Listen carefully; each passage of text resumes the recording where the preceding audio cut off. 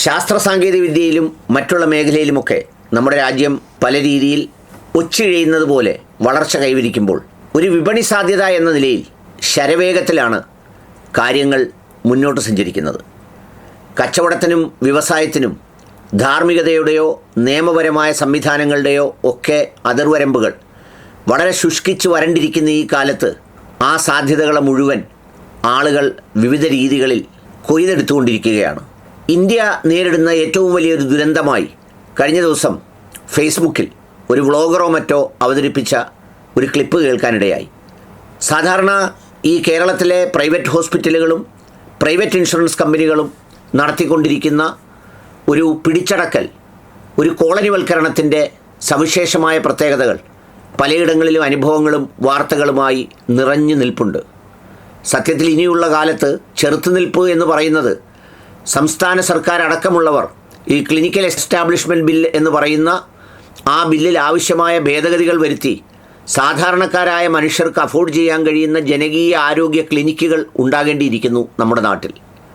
അതുപോലെ തന്നെ വളരെ ശുഷ്കിച്ചു വന്നിരിക്കുന്ന വിരലിലെണ്ണാവുന്നവരിലേക്ക് ഒതുങ്ങിയിരിക്കുന്ന സത്യസന്ധരും ധർമ്മിഷ്ഠരും ജനങ്ങളോടിഷ്ടവുമുള്ള ഡോക്ടർമാർ, അവരുടെ കൂട്ടായ്മകൾ വ്യക്തിപരമായും അല്ലാതെയുമൊക്കെ സമാനമായ ക്ലിനിക്കുകളും സംവിധാനങ്ങളിലൂടെ പാവപ്പെട്ട ജനങ്ങൾക്ക് ചികിത്സ ലഭ്യമാക്കിയില്ലെങ്കിൽ സത്യത്തിൽ ഇന്ന് തെരുവിലിറങ്ങുന്ന ജപ്തികളിൽ, കടക്കണികളിൽ 50% രോഗചികിത്സയുടെ കഥകളാണ് പറയുന്നത്.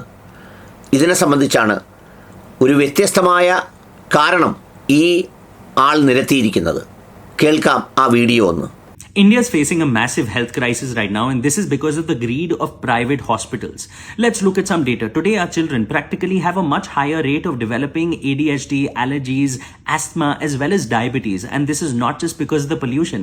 In fact, a number of studies say this is because, well, mothers in India are now being forced to have C-section deliveries. If you were to look at the data of 2005, just about 6% of the deliveries in India were through C-section. But in 2025, that number has risen to 27%, which is more than double the rate which is prescribed by WHO. But look at the data for private hospitals. In Telangana last year, 84% of the deliveries were through C-section. In West Bengal, 87%. In Jammu and Kashmir, 90%. This is because hospitals make practically 4 times the amount of money through C-section. You know, the mother has to go through surgery plus has to stay in the hospital for more number of nights. And because insurance reimburses that amount to the hospitals, they're like, the final customer doesn't feel the pinch, so might as well make more money. Now, what you have to realize is a number of doctors would say, well, you know, mothers are choosing to do this because they don't want to go through the pain. But it actually tells you, well, that they are not being counseled well enough. Why? Because this is not a sign of India being developed more and being part of a developed country. Look at the data for Nordic countries. Single digit C-section percentages despite being so developed. Why? Because they are counseled to say, do not perform any surgery on the body unless actually required.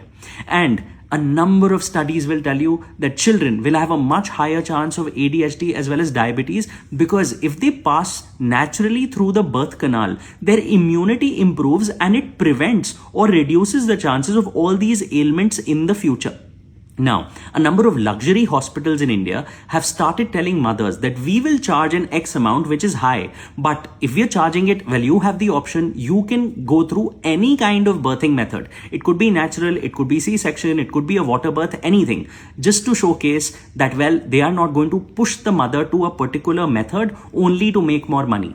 But most people in India cannot afford that kind of privilege, which is why your doctor is being pushed in this system to push you towards a C-section. But we, as educated consumers, have to realize that in the battle of health and finance, we cannot let private equity win and share it with someone who may need it. കേട്ടല്ലോ, ആ വീഡിയോയിൽ ഇന്ത്യയിൽ നടക്കുന്ന സിസേറിയനുകളെ കുറിച്ചാണ് പറയുന്നത്.